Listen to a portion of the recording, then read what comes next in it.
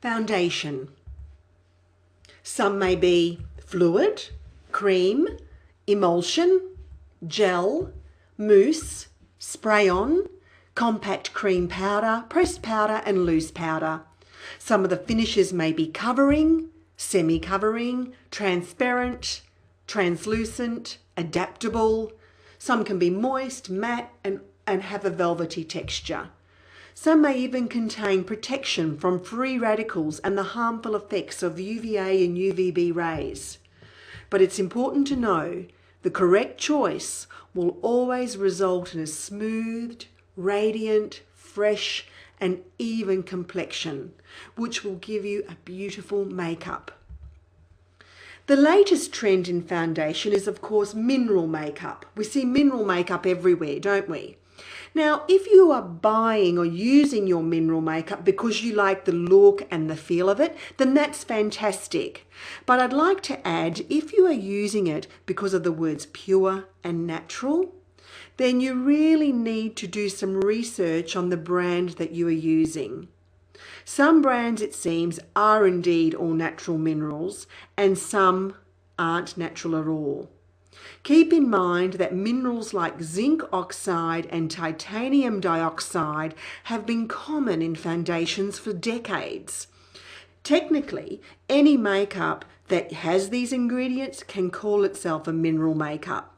So just have a look at the ingredient list on your mineral makeup foundation and just have a look if there is any synthetic preservatives. So you may be interested in that information. The next section deals with coverage and textures. Now, if you're looking for something more natural, then look for words like sheer.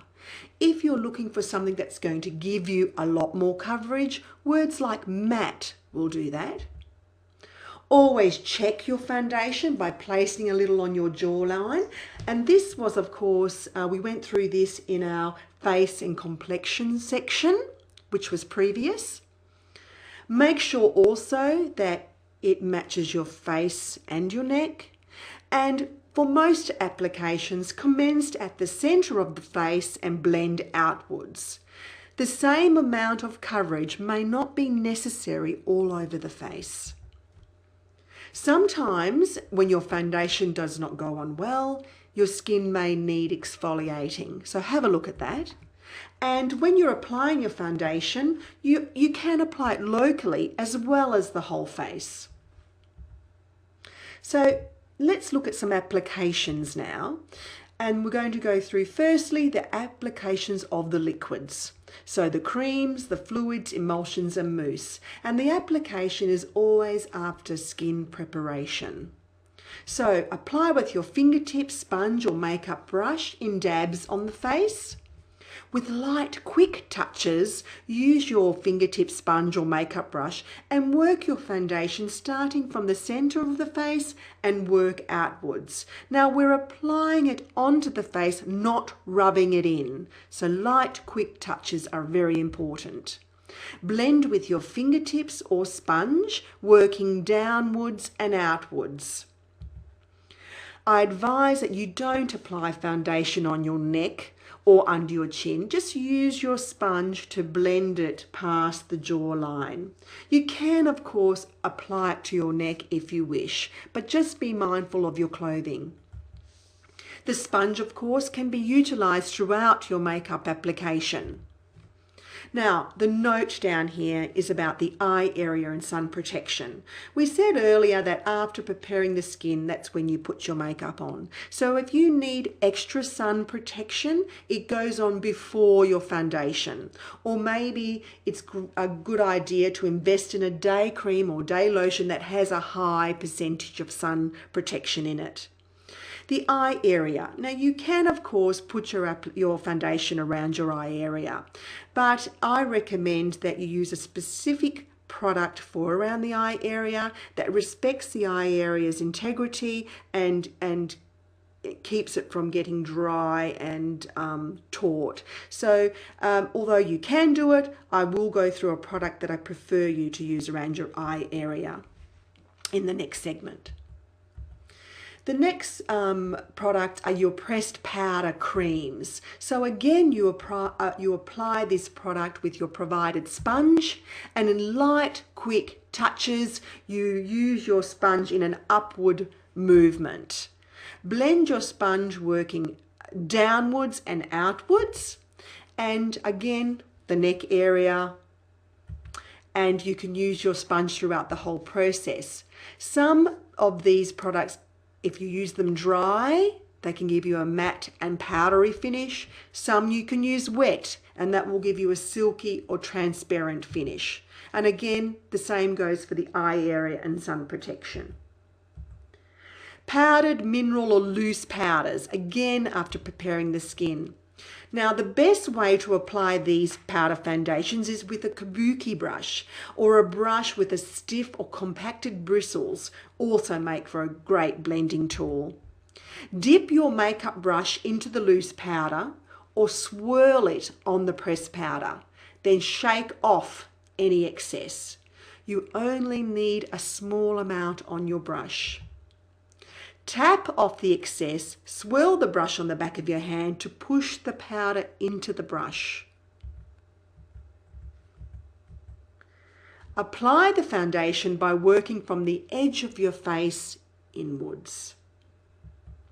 Use small circular motions to work the powder into the skin and adjust the pressure of the application as you go.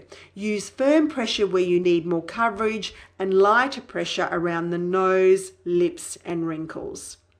Generally, you only need one layer of foundation, but if you would like to have more coverage in certain areas, just go back over with the brush again on your face. Now, I mentioned earlier in the creams that you work them downwards and outwards. Some said you apply upwards and then work downwards. And with the powders, you work in a swirly motion. Just keep in mind that when you're applying your foundation, that you always finished with a downward movement, just so we end up with the hairs on the face down. So you might swirl around and lift the hairs up a little bit. Make sure you finish with a downward movement. Again, the eye area and sun protection. Application of spray-on foundation after prepared skin. So you need to pull your hair away from your face and cover it, as well as cover your clothing. Now, there are products that some companies do have, which is it looks like a mirror that's been cut out that you can hold up to your face and spray. And that actually protects your hair and clothing a little bit more. So you need to shake your can, hold it about 5 centimeters from your palm or the back of your hand, and spray a little to check the consistency. The foundation should be creamy. If you find it's too watery or a bit foamy, you need to reshake it. Then hold the can approximately 20 centimeters away from your face, close your eyes and relax your face. Mist for 2 seconds in a zigzag motion down the center of your face, starting at the temple. Some spray-on foundations recommend that you lightly blend, while others recommend that you don't. So you need to check with your brand. If you want more coverage, you can spray some foundation on a makeup brush and sweep over the skin again. Next, using a makeup puff. Now, it's important to use a puff. We don't want to use like a cotton pad, because that can leave little fibers on your face and on your eyebrows. So make sure you get a little makeup puff, wipe your eyebrows and gently press the puff over the face to remove any excess moisture if you want to. Then, using downward strokes again, lightly buff the skin with your puff. And you can also leave the product on your lashes and a little bit on your lips, because some formulas make for great primers for these areas. And again, we need to remember eye area and sun protection.